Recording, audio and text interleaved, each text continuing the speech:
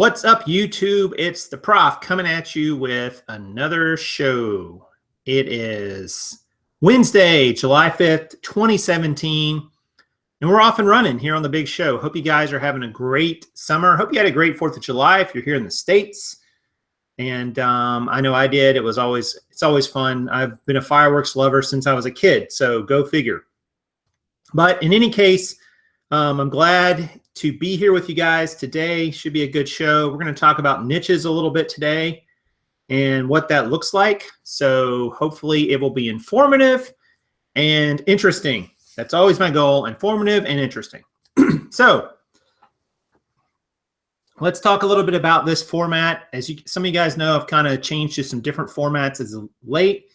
And the Wednesday shows will be about niches, where I will pick a niche that I may or may not already know something about. Often it will not be. And I will kind of explore it in what I would look for in terms of selling in that niche or not. And hopefully that'll be things that you can use to make decisions on your own niches that you're thinking about going into. Maybe you've got, a category that you're really interested in and you're just like, I don't know if I really want to sell in this or not. Is it worth it? So I'm going to walk you through what I would do, and hopefully that'll be helpful to you. So stitches for niches. Thanks, Karin. So today I don't know why I picked this topic, but I picked women's dresses on eBay. And I think the reason I picked this niche to explore today was because I know virtually nothing about it. I know that there are things called dresses, and I know that women wear them. Other than that, I don't really know anything. So brands and types and pricing and sourcing, I know nothing. So I'm coming at this as in the dark as maybe some of you are, and hopefully we will learn something together. You'll probably learn, if nothing else, that Prof doesn't know anything about dresses, and that's okay. So if you guys hear me say something that just sounds ridiculous, let me know in the chat and I will try to address it and correct it if I can. But I'm going to show you guys, we're going to do some screen shares, and then we'll come back and I will talk to you about how I would go about researching dresses. So hopefully it will make sense. So first thing I'm going to do is I'm going to do a screen share and show you the eBay search screen. So if I was going to start searching dresses, I would go up here and I would type women's dresses. And you could do women's clothing or women's formal wedding and formal wear, but I'm just going to do women's clothing. And the first thing I want to do, guys, is I want to look and see how big this category is. Now, I don't know how well you guys can see this, but there's 8.2 million results for women's dresses. Man, that's a big category. So that gives me the thought that this category has a lot of potential, and it obviously has a lot of people listing in it, but there's probably a lot of people buying too. 8 million options, guys, is a lot of options. But we want to talk about, specific types of dresses, and most of you guys out there are going to find pre-owned. So let's go ahead and go over here to the filter, over here on the left side, and we will see that the pre-owned dresses, it's probably a little hard for you to see, is 1,073,000. So we're going to go ahead and click that. That's going to shrink it down a good bit. So now we've got 1,073,000 dresses. So a little bit smaller for sure. And the first thing I would do is I would go and think about this in terms of brands. Why? Because an awful lot of clothing is bought by brand. And I think dresses are no different. If someone knows differently, you can let me know. Obviously, there's other factors, but a lot of women like specific brands of dresses and so on. And then you get into the look and the cut and the fit and all those things too. But I like to narrow it down by brand. So I don't really know anything about what women's dresses brands. So I'm going to try to narrow down my search. So here's what I'm going to do. All right, so we've got 1 million dresses. So I'm going to look at brands that are basically 1% of the market or higher. Now, that may or may not be a good number, but it's a good rule of thumb. So you can just take whatever this number is and divide it by 100, and look for brands that are at least that big. Well, how do we find brands that are that big? Well, some of the bigger brands are going to be listed over here, and that's a fine place to start too. But I'm actually going to go and click on the See All button.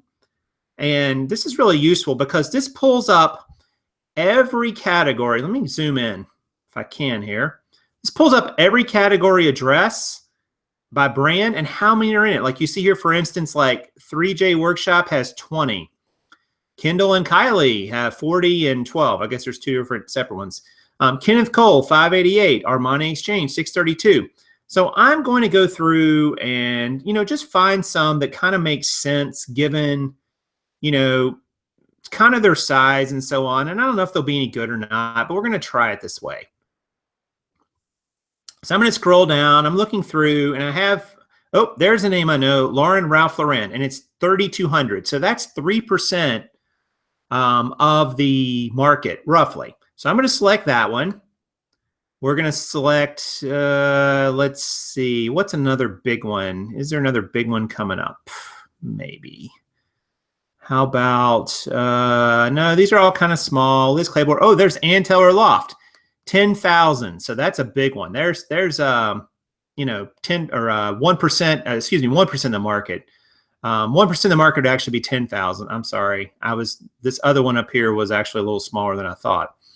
But anything, I look at it this way too, guys. Anytime you've got 1% of the market or even just thousands of an item, you can usually, do pretty well with it.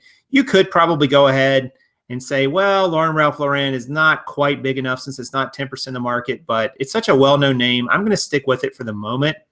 Let's see what else we got. Let's see if there's any other big 10,000 ones, just to kind of find some that are bigger, 10,000 plus. So far, I'm not seeing any. Oh, wait, there's one, Banana Republic. So we'll choose that one. It's got 10,000, so it's 1% of the market. Here's BCBG Max Azria. I have no idea how to say that, but it sounded funny. And let's see what else. So that's 4 we've got so far, and we need one more. Can we find one more really big one? There's man, there's a lot of dresses, guys. I cannot believe how many brands this is. So you can imagine if you're going through this list and you're trying to find brands that'll work for you, if you just randomly picked 5, I mean, there's so many here that, you would never probably even find those. If you just randomly picked 5, you'd be like, oh, I'm going to go out and I'm going to find these 5 brands. Well, there's so many brands out there. You might spend just countless hours. So it's better to look for some of the larger ones to start with. And I'm wishing now I'd picked a better one that had a little bit of a, I know one. Hey, wait, you know what? I'm going to pick one. I'm going to go ahead and pick one, guys.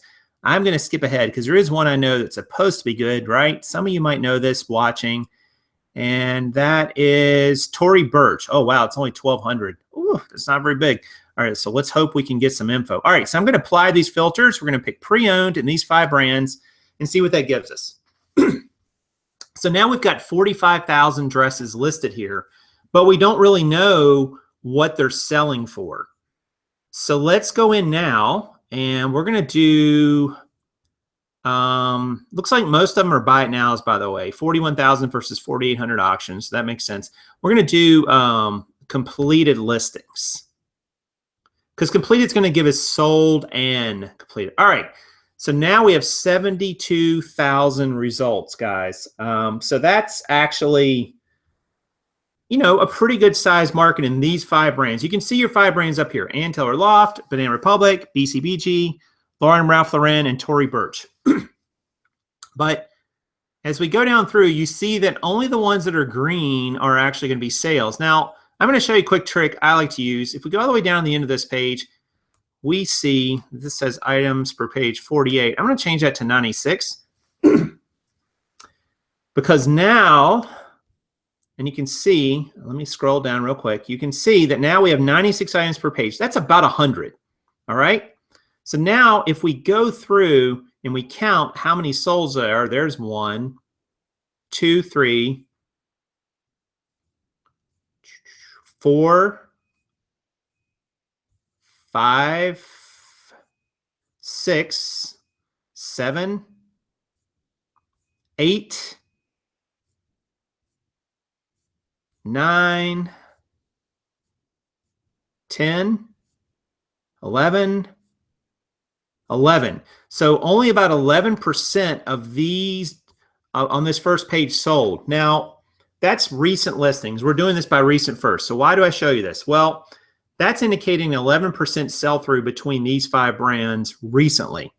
And how do we know it's 11? Because we have 96 on this page. So it's actually a little higher than 11%, but it's close. 11 divided 100 is, 11.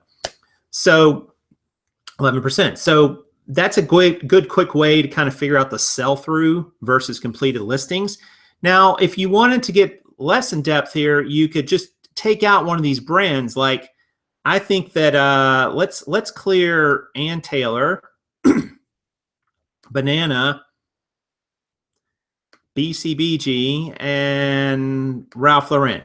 So now we just have Tory Burch, right? This is supposed to be, now it's only 3,000 results, but if we do it again, let's see if we get a higher number of sell-through. So there's 1, 2, 3, 4, 5, 6, 7, 8, 9, 10, 11, 12, 13, 14, 15, 16, 17, 18, 19, 20, 21, 22. I missed one there. 22. So Tory Burch has a much higher sell-through, right?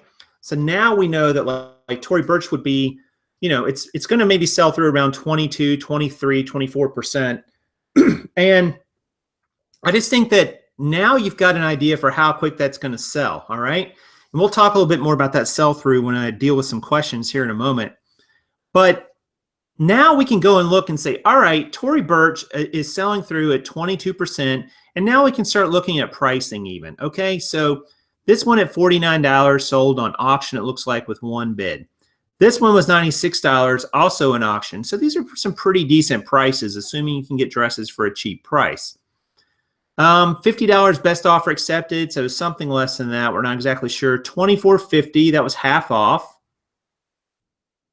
$46, $31, $56. So the lowest price we've seen has been about $26. There's some pants, $19.99. Those are that came up because blue dress pants was in there, so it did not know to find that. So that'll happen every once in a while. $40, $40. So Tory Burch has some good prices, I would say, for a dress. And now you know that it'll sell for $30, $40, maybe $50, somewhere in there, depending on the type and so on. And you know that you're going to sell through at 22, 24%, assuming your listings are as good as everybody else's and you've got the right brands or the right fits and colors and sizes and so on. So that's how you could go through a niche. And this is what I would go through in women's dresses. So what I would do now is I would take Tory Burch and put that on my list. And I might even put in a note in my phone or on a spreadsheet, well, however you want to keep track of, it doesn't matter. And I would go out and maybe go through the dresses, and I would take Tory Burch as well as some other dress brands, and I would go through and I would look for those 5 brands or maybe those 10 brands, how many ever you think you can wrap your head around. And I would also kind of look through too here. I might want to break out into other parts of this. So you see over here, we've got sleeve style, 3/4 sleeve, cap sleeve, long sleeve, short sleeve, and sleeveless. Sleeveless appears to be the most popular. And then there's material and so on. That's probably a little less important, I would guess. Dress length is probably important here. Knee length is by far the most popular. So that's something to think about too. So you might want to write down here like Tory Burch, sleeveless, knee length dresses, approximate selling price $30 to $50. Does that make sense? And then you would look for those. That would be a brand. You would go to your local thrifts, estate sales, garage sales, yard sales, wherever you're sourcing, and you would look for this brand and those types of fits and so on to add to your list. And you can do this with any particular category, any particular niche. Now, dresses are a big niche, as we saw with 8 million listings earlier, but there was only 1 million pre-owned. So the pre-owned dress niche is much smaller than the overall new one.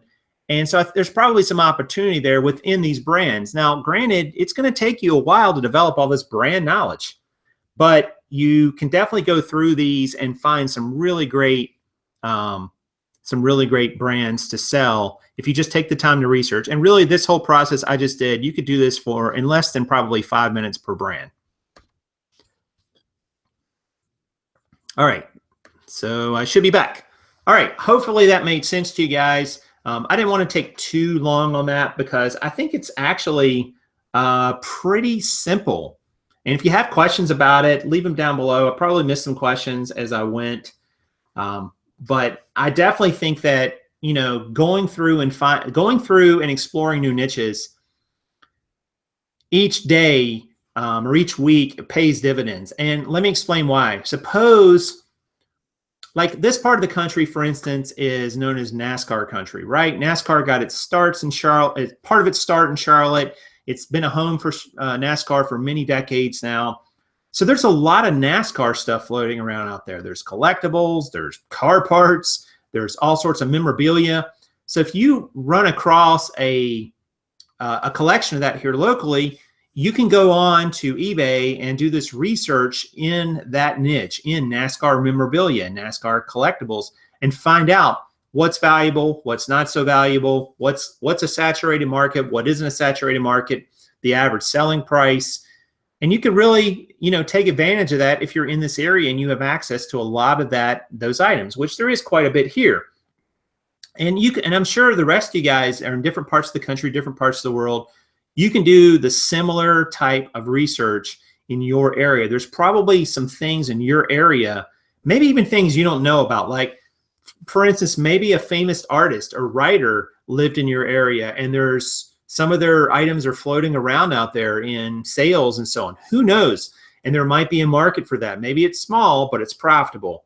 So you definitely have all these opportunities, as well as the big markets like for clothing, for instance, which is always going to be big. But you could do this with any type of niche, really. You could do this with video games. You could do this with Legos. You could do this with all kinds of things. So I just think that somebody says it's wrestling country in North Carolina. That's true too. Wrestling memorabilia, I think Trish is here in the chat. She will tell you does really well, actually, especially stuff from wrestling promotions that are no longer around, or wrestlers that are no longer around in some cases. Still popular. People love that stuff. Those old vintage t-shirts and memorabilia is definitely very popular, and there's still a great market for it. So maybe we'll do a wrestling niche the next time we do this show next week. But that's a great one. And there's so many of these out there that, you know, you can find. I'm guilty, guys. I don't know about you, but I'm guilty of following the same patterns. Oh, I want to go get jeans or shoes or whatever, you know, we're focused on.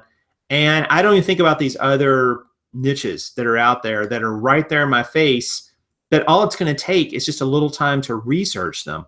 So I think with dresses, as we saw, well, just to recap, big market, lots of inventory out there, but there's a lot of sell-through as well. When I looked at that number earlier today, the completeds was like 70 or 80,000 less. So it's definitely a huge market that a lot of volume goes through. Granted, not every dress is going to sell for a lot of money. Dresses are nice because they are lightweight for the most part. You can ship them fairly cheaply. They photograph pretty well. You may need a mannequin for something like dresses, right? I mean, it kind of makes sense. You're not probably going to flat lay those in most cases, but I could be mistaken about that. But I just think there's a lot of opportunity that we're all missing. And I'm guilty, like you guys, I'm guilty, more guilty than probably anybody watching this. So I would encourage you to find ways to find other niches and then go explore them. Commit to once a week finding a niche or exploring a new niche on eBay, even if it's only for 15 minutes. It doesn't have to be that long. You can, you know, just take 15 minutes, check out something you've never checked out before. Or the other way about it would be too, is if you're out and you're sourcing your normal niches and your normal things you source, but you notice there's a lot of something out there, X, whatever X is. Come back home and commit to researching that niche X's niche and find out if there's profit to be made there. Like if it's in your area, there's no reason not to at least, you know, check it out and see if it's something that could be profitably flipped. So I would encourage you guys to do that. It really does pay dividends. Like I said, I'm guilty of not doing as much as anybody, but I'm going to make a concerted effort to be better at that. And maybe it will be dresses. So Prof will be on here selling dresses. I don't know, but we'll see what happens with that. Okay, so we're going to move into some other topics here in just a moment. And just want to remind you guys about the new show schedule. Monday, Wednesday, Friday, 2 o'clock Eastern Standard Time. Today's show is about niches. And Friday will be on selling successfully on eBay again. And we'll have a different subcategory for each day. And, you know, it'll be vlog style. The category will come in the first 20 minutes. And then we will talk about some other topics as well. So that's pretty cool. Eric has a question I just got. What's the question? If I just go right to sold listings and then see the brands are selling, what info am I missing out on by not doing it by percentage of the market? That is a great question, Eric. And I'll tell you, you're not missing out so much. But if you just look at solds, what you don't know is the size of the market for those sold. So I'll give you an example. Let's say you go and you go to a niche and you see that there's 10 items that have sold of a particular category. And you think, great, this item's selling. But suppose there's 1,000 listed, 1,000 completed in that same time frame. That would tell you that the sell-through is really, really low. Now, that doesn't necessarily mean you shouldn't sell that item, but what it could mean is that that item may sit a while until you find just that right buyer. It could be out of season. There could be all kinds of factors to why the sell-through would be that low. It just may not be that desirable anymore. So just looking at solds will not give you the full picture. Now, you could look at solds and look at the date that they're sold and say, all right, every week, 2 or 3 are selling, 4 or 5 are selling, 10 or 20 are selling. So you can kind of get a feel for the volume. But again, if you don't know how many completed without selling, you don't know what your kind of chance is of selling that item. So just wanted to cover that. Krillin, man, thank you so much. Prof women's are dangerous sneeze and style changes. What does that even mean? I don't even know what that means. Are dangerous sneeze and oh, I got you now. I got you. Women's are dangerous sneeze and style. That is very true. Styles do change a lot in women's fashion. So that's a great point. Thank you so much for the super chat. Much appreciated, sir. And by the way, guys, you know, hit the like button if you're enjoying the content. The video, the description down below this video has lots of links to our gear, stuff we use, and subscribing. So make sure you check all that out. And also, there's also a contact for me, an email. You can leave me a question. I'll do my best. Or you can leave a question on this video as a comment. That'll work too. Try to answer them. We're going to answer some questions live here in a minute. So that's kind of a new feature here on Prof Sales. I sounded very promotional there for a minute.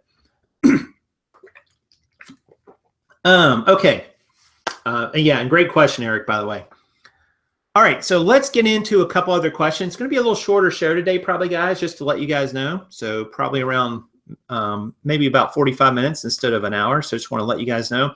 So I'm going to do a screen share, excuse me, and we are going to answer a couple questions that have come in recent days and weeks and so on. And let me see if I can get this to work correctly here. Let's see. All right, the first question comes from Scott Smith. So about a week ago, he says, hey guys, this is awesome, but can you do a special on how you clean sneakers and what products you use and maybe where you draw the line?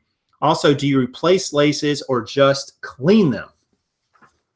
So great question, Scott, and let's get right to that. So Scott was asking about what we use for cleaning sneakers. You can use a magic eraser sometimes to clean, especially if they're white. You can just use water and a scrub brush on the bottom to clean out dirt and all that gook that gets in there. And then just wiping them down, even with a little bit of water and maybe just a touch of soap in some cases, but usually just water, believe it or not, will take off a lot. There is white shoe polish in some cases. It might be appropriate, but probably not. Replacing laces or just clean them. We try to just clean them. We try to source ones that are clean to start with, so we don't have to fool with spending extra money on them. But that's just kind of our our thought on that. So great question, Scott, and I hope that was helpful. All right, so next up is going to be, let's see if I can get this to work here. Tara's question. And so her question, Tara writes in and says, hey, I am terrible at percentages. Now, she'd had an earlier question, which I didn't share with you in my answer to it, but she wanted a little more information about this idea of sell-through. So she said, using your example, if a category was selling through at 30% of 100 items, then there's only a 30% chance that my item would sell in 90 days. Forgive me if I'm being stupid about this. You're not being stupid at all, Tara. It's a great question. So if you see we just talked about sell-through. So if you see a 30% sell-through, then what does that really mean to you? Well, I would say this. Here's the math part of me. In a given period, if we knew that that item sells through 30%, we'll say every 90 days, 30% is going to sell through every 90 days in a vacuum. We knew this. Then I would say that if your listing is as good as everyone else's on average, and by that I mean you have the right keywords, you have good photos that are clear and in focus, your item specifics are filled out adequately compared to your peer group, you describe anything else wrong with the item or that the buyer needs to know, and your pricing is in line with sort of the average pricing of that item, I would say that in a given, if you had, let's say, 100 of those items in that given time frame, you're going to sell probably 30 of them. Now, will your one sell? We don't know. It's either going to sell or it doesn't. There's not really an in-between for any one item. So what you got to think about is, all you can really think about is sort of this aggregate. If I had 100 items just like this, or 1,000 items just like this, what gives me the best chance to sell the most of those in a given time frame?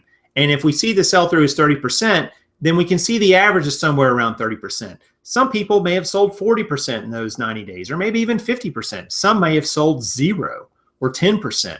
It's an average, right? It's just telling us that in general, that's the sell-through we had. So hopefully that makes sense about, you're kind of looking at it in the aggregate and not for just any one item. So hopefully that sheds a little light on that. And our final question of the day, I'm going to try to do 3 a day. What do you guys think? Seems like a good number. Let's see. Comes from the Sides Project. Prof, do you not think there are too many, quote, new to eBay channels already? There aren't enough intermediate and advanced channels out there. Great question, the Sides Project. And I would agree with you. There are not enough, quote, intermediate and advanced channels out there that focus on eBay. I'm not sure if there's that many more for Amazon either. I think the reason for that is that so many people come into reselling, and this is the thing people forget when they think the market's always going to be flooded. So many people come in to resell and then they leave. Or they'll do it for a while and then they leave. Or they just scale way down or just don't care after a while. And so you always got this new batch of people who are getting interested in it. The people who are intermediate and advanced don't tend to ask maybe quite as many questions because they figured out a lot of things. So a lot of the questions that I see as a content creator are basic questions. Things like, how do I charge shipping for this item? Or how do I set up PayPal? Or, how many photos should I have of this? Things like that. The intermediate and advanced questions, I think they're out there for sure. I just don't think they get asked as much. So we don't focus on them as much. We see so many more of the beginner questions, the sort of new to eBay questions, or I can't quite figure this out kind of question. And I think that's why we decide to focus on those. And that's why I decided to start, rebranding the channel a little bit. And obviously I'm going to say things I think that apply to the intermediate and advanced level. I mean, if you're going to go research a niche, like we talked about at the beginning of this video, you obviously you're going to do, I don't care what level you're at, you're obviously going to do some of the things I just did. You're going to look at the size of the entire niche. You're going to look at, pre-owns versus new. You're going to look at the want on that item, how the sell-through. You're going to look at all those things. I don't care what level you're at. But I just think that a lot of the people that come on YouTube and ask the majority of the questions tend to be very oriented towards newer sellers. And that's not a knock on them. I mean, you got to ask questions. That's just the way we learn. And even if you don't come and ask the question, you may ask the question internally and then go seek out the answer. Either way, you're asking a question. It's like, hey, I am interested in doing this, but I want to find out if these things are right. So I just think that's why I went in that direction. And I think that's why most YouTubers are. I'm trying to think of somebody who, and maybe if anybody in the chat can tell me, or you consider who mainly focuses on intermediate and advanced sellers. I just think that, if there is, then great. Nobody's coming to mind who focuses on, and there's people who can do it. Don't get me wrong. I just think that it's one of those things where we just tend to focus more on the more beginner questions just because of, sorry, Karin was texting me a question. And by the way, guys, if you guys have questions, leave me a question, type question mark in the chat or the word question. Or if you're watching this later, leave a question in the comments and I'll try to get to it. If not, put it here on the show, which I think is cool. Let's see. Chris, 10K on the bay. What's up, my friend? How do you handle the actual measurement versus the listed measurement in the title and description? I'm going to give you a classic prof response to that, Chris. It depends. And the reason I say that is because it depends on how different it is. Obviously, if something is hemmed or taken in, it's usually going to be significantly different. And I would probably list it that way in both places, in the actual measurements and in the title. And I would say in the description, hey, the tag says this, but the measurement is that. On the other hand, if you have, let's say, a pair of jeans with a waist measurement of 32 and you measure it at 31, depending on where it sets with the rise and so on, it may still kind of be a 32, but it's going to measure like a 31. So it gets tricky if you put in your description, well, this is a 31. Well, now somebody's a 32 thinks, well, that's not going to fit me. Well, it would fit them. But because you've listed as a 31, I would start with the tag measurement for the most part. But I just think that it's hard to sit here and say that I would always do it the same way in every case, because it really depends on what the issue is. So it depends. Sorry, man. I wish I had a better answer for you than that, but I really don't. Anyway, yeah, and I think as long as you point out, because and you've probably had it too, you have people who will message you and say, hey, are you sure this is this size because the tag says that, or vice versa, in the listing that, hey, the tag says this, but here's the measurement that I got. Because most of the time, guys, manufacturers get their sizing right. Most of the time it's right. So it's rare that I want to go way against what the manufacturer says unless it's significantly different or, it's been altered and you can tell that it's different as well. So Rob says, if you want to experiment with women's, I'll send you mine and split the money when it sells. All right. Wait, then I get all the tax liability because it's under my PayPal. I'm not sure if this is a good deal or not. So you're asking me to sell it on consignment, I think is what you're asking here. So I might need a bigger cut. We'll talk. That's funny. So yeah, women's is it sells differently than men's, I think, in a lot of ways. So I don't think it's a bad thing. It's just they're different shoppers and so on. One other quick topic here to hit, guys, and please keep the questions coming. I love them. Let me know if you want to be part of the reseller rehab. We're probably going to close out the admittance to that at the end of this week. So for those of you who don't know, it's just the idea we're going to get together on live shows and talk about what's troubling you, if you will, or that you're struggling with, and we're going to try to work through it together with the benefit of, you know, someone else. And you know, what your sticking points are, your pain points. Send me an email, profsales44@gmail.com, which is also in the description of this video. If you're interested in participating in that, you do need to be able to come online, guys. I can't just say, hey, there's this mythical person out here who has an issue. Trust me, they really do. You have to be able to and comfortable coming online, coming on camera. These are all part of it. And I understand if you're not, but you know, it's YouTube, and this is the format. This is the venue. Let's see. Rhiannon Cannon has a question. Says, how do you handle customers that says that say the shirt looks a different color than the photo, smells like perfume when it certainly didn't before you shipped, etc. All right, so they're having an issue with the item. Color, we've talked about a couple times. Make sure even if you get the color wrong, make sure your photos all show the same color. From photo number 1 to photo number 12, if you take 12. That color needs to be consistent from shot to shot to shot. That's important, because if you've got ones or two different colors, like, it really confuses people. Smells like perfume, you know, maybe you missed it, maybe you didn't. But now you got to decide how much time you're going to put into accepting or rejecting this return. If you take returns, which you should, I would just take the return and move on. Move on from it. I mean, you're going to spend a lot of time and energy arguing with this person. And what are you going to do? Complain about, I mean, what are you going to do? I mean, you can fight it. You might win, you might not. But what does winning even really look like here? You're still going to invest your time and energy. I would just take a return if you can and move forward and sell it again.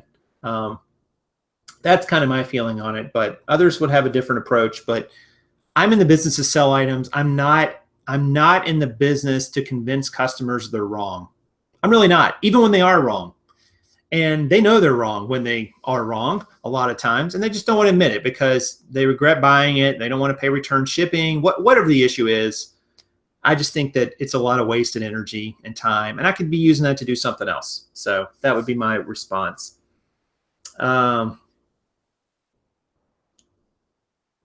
Cashmere. Oh, yeah.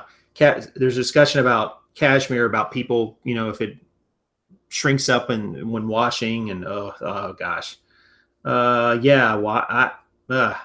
Cashmere is a tricky one. I tend to stay away from that one. Always take returns, even if you don't want it. eBay will push it through anyway. Yeah, they might.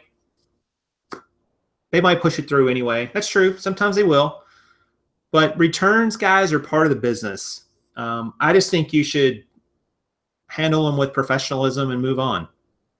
You know, I've fought with a couple people over returns over the years, and I've come to the conclusion it is not worth it. It's just not worth it. Like, you get nothing out of it but grief. You spend your time and energy dealing with it. You know, and sometimes you're going to lose on the eBay, PayPal side anyway. Just take a return and move on. You know, it is what it is. Yeah, and you definitely can request to return it. That will actually shut down some people. One little trick I found too with returns, guys, is I've moved towards 60 days returns. And, you know, if people don't return it right away when they open a return, they probably won't. My experience has been they tend to forget about it, and eventually that return falls off and they can't return it because it goes too far past your time frame, and they don't have to worry about it. And if you return it, great. You get it back and sell it again. Whatever. Let's see. Other questions. My worst experience was with a gift card. Forgot to get signature confirmation. Got my first bad feedback. Yeah, gift cards. That's a tricky market, I think, to sell in, from what I understand. But I really don't know much about it. You know, it is what it is. So with gift cards, I've heard some horror stories, though, for sure. What else is going on? I have one other little topic here, and now I can't find it. Gosh, I hate it when I don't write down my note. Yeah, I'm just kind of reading through these. Feedback seems a bit shifty. Yeah, you could let them keep an item in certain cases. I know that sounds bad, but I'm telling you guys, people expect to be able to return things. So if you don't want to have people return things to you, I would recommend you don't become a reseller, because you're going to need to return things. People are going to need to return things for all kinds of reasons. So I would just let it. I would just let it go. What is the best watt for photo lighting? The kind with umbrella? I think like a 5500 K bulb or higher. It's the Kelvin really that you want to look at, which I think controls how luminous it is. Maybe that's the right word. I hope it is. And yeah, use that. And I think you can get 6500 bulbs as well, but you definitely want them bright, because you can, and a lot of times with certain light kits, you can turn down the brightness, which will allow you some flexibility and, so it doesn't look washed out.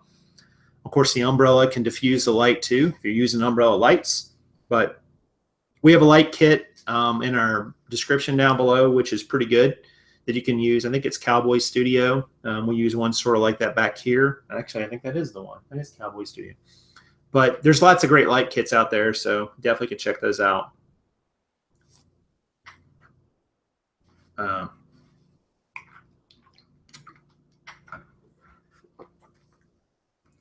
How long? Eric says, how far along the eBay road do you think you are? Would you try to even handle advanced questions? That's a great question, Eric. And I'll just say this. I think that a lot of people get to a sticking point in their business. And I've certainly hit my share of them from time to time. And they hit the sticking point where they don't know how to grow. They don't know which way to go. And I think those are sort of the advanced questions that come in. Like they need a different way of sourcing or a different way of listing, or are they going to move out into a warehouse or hire employees? Like those are sort of the intermediate and advanced questions. And I think it's really tricky to make a blanket statement and say everyone should do this. I fundamentally reject that kind of logic. I think there's a lot of different ways that you can skin the eBay cat, and you don't have to go in a certain direction just because someone else is going in that direction. You can be successful in your own way with a different direction. So I don't think I'm advanced at all. I think that what I do have a realization about are my limitations and my strengths. And then I'm working to always strengthen my strengths. And my limitations, I'm working to minimize those. Not necessarily make them stronger, just not let them be crutches, not let them be things that hold me back. And I'm subject to the same human, emotions and conditions everybody else is. And sometimes they do hold me back. And I think that's just being honest. And any reseller who tells you differently is probably not being honest with you. We all have these limitations within us that we place on ourselves. They're not the ones that get placed on me from somebody on YouTube or Facebook or whatever. They're the ones I place on myself sometimes. And I've got to find ways not to let those be debilitating. And I think that's really what comes into play with advanced or intermediate eBay strategies, is you've got to find ways to not let your limitations keep you from advancing. You've got to find ways to push through those things and do it because it's the only way you're going to grow. Growth is just tricky, just in general. But that's what I would say to that. So hopefully that answered your question. Maybe one more question. Let's see here. What is the average return rate in percentage? It depends on what you're selling, but mine tends to be about 3.5%. Obviously, I'm selling a lot of jeans, other types of clothes, shoes, things like that. But I would say most clothing resellers are going to tell you it's going to be somewhere in that 3.5 to 4% range. Maybe as low as 2% if you're really doing a great job. It kind of depends on your price point too. I think the more expensive something is in general, it gets a little more scrutiny from the buyer. So you really got to do a great job with measurements and describing it and photos and all those things. The better you do at those things, the lower your return rate is, the less you have to deal with all that nonsense. But yeah, you gotta be accurate with what you describe and so on. So, all right, guys. Well, listen, that's going to do it for today's show. I hope that was helpful and informational. Hit the subscribe button. It's down the link below or below this video if you're watching later. Check out the links below. Lots of great gear and products down there you can check out. See if they're helpful to you. They definitely help support the channel. And leave me a question or a comment on this video below. I do try to answer them, and we're going to start doing more of these answers on live on the air, so that you post here on YouTube.